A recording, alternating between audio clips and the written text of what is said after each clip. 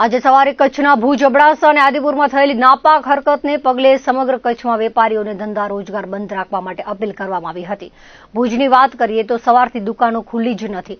માત્ર જીવન જરૂરિયાતની વસ્તુઓની દુકાનો અડધા શટર સાથે ચાલુ રહી હતી। ખાસ કરીને રહેણાંક વિસ્તારોમાં આવેલી રસકસની દુકાનોમાં તેલ, રાશન સહિતની વસ્તુઓ ખરીદવા માટે રીતસર પડાપડી થઈ હતી। ચક્કીઓમાં લોટ દળવા માટે ડબ્બાઓ ન થપ્પા લાગ્યા હતા। તમામ પેટ્રોલ પંપ પર વાહનોમાં ઈંધણ ભરાવવા માટેની લાઈનો લાગી હતી। એક તરફ સરકાર દ્વારા સંગ્રહખોરી ન કરવા માટે સૂચના આપવામાં આવી હતી, બીજી તરફ લોકોમાં ફેલાયેલી ખોટી અફવાને પગલે અફરાતફરી ફેલાઈ હતી। ન માત્ર ભુજ પરંતુ તમામ ગામડાઓ અને શહેરોમાં આ જ સ્થિતિ જોવા મળી છે।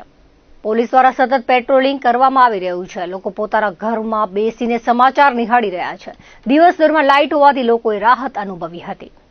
વાત કરીએ તો હજી કાલે જ અમારી મિટિંગ થઈ હતી કે આપણે 3 દિવસ બ્લેકઆઉટ આવશું, પરંતુ જે રીતે કાલે એક બે જગ્યાએ જે રીતે મને જાણકારી છે, એક જગ્યાએ બે ત્રણ ડ્રોન હુમલા થયા છે, એના કારણે કલેક્ટરે સવારે ટ્વીટ કરી અને લોકોને અપીલ કરી છે।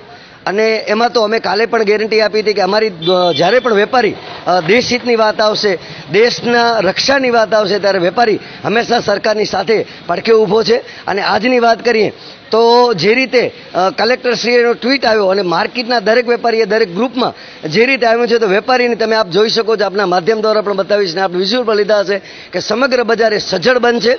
અને આપણા માધ્યમથી જે પણ ગામડામાં જે લોકો આ ન્યૂઝ જોઈ રહ્યા છે તેમને પણ કહેવાનું કે આજના દિવસ માટે શાયદ તમે ભુજ આવતા તો ના આવજો, કારણ કે આજે સમગ્ર ભુજ એ જ્યાં સુધી બીજો આદેશ ના આવે ત્યાં સુધી સજ્જડ બંધ રાખવામાં આવશે।